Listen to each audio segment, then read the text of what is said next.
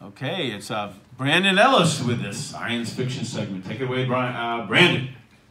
You just call me Brian? I'll take it as a nickname, thank you. All right. All right, anyway, I digress. Ladies and gentlemen, welcome to Stargazer, where we gaze at the stars and we look at the latest in science fiction and then how it relates to our world. Now, today, I'm talking to you, that's something that came up recently. I was watching TV with my brother, as I normally do, and I saw a trailer for a new Vincent van Gogh movie. And I had two questions in my head. First of all, is this going to be a good movie? Because I think it's coming out in January. January movies are usually bad. And my second question was, why is the Green Goblin Vincent van Gogh? Willem Dafoe is playing Vincent van Gogh, if I remember that correctly. I mean, it's a bit hazy.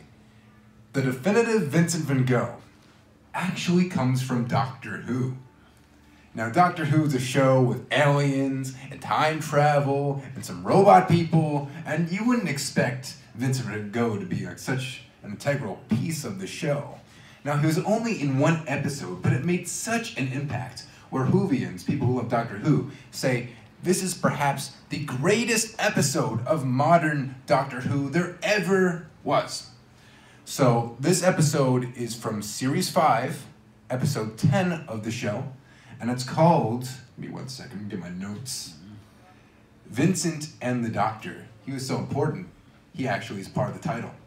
And the person who plays him, the definitive Vincent van Gogh, is Tony Curran.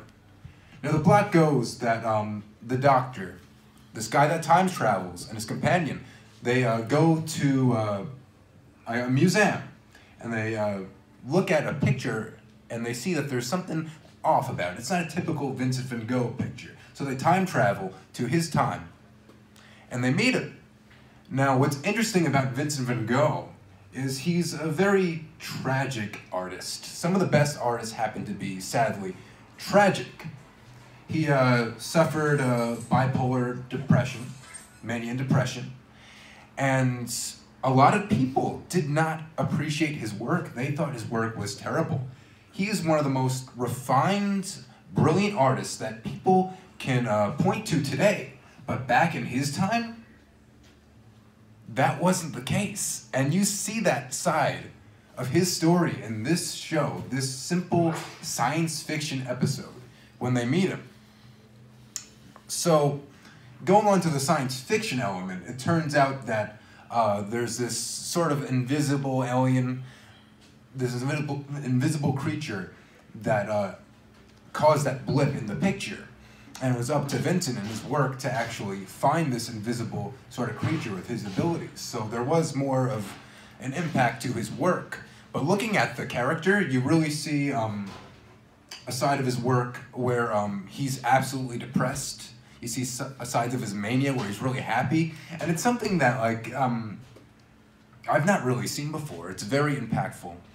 And I don't want to spoil too much, but there's a moment in the episode that's so where he discovers the impact of his work and how meaningful it actually is. It's the most touching, heartwarming thing, but there's also, I'm not going to spoil it, something very heartbreaking that you're just going to have to see for yourself. Again, it's called Vincent and the Doctor. It's arguably the greatest Doctor Who episode there ever was, so I say check it out. Okay, Brandon Ellis, great job on the science fiction segment.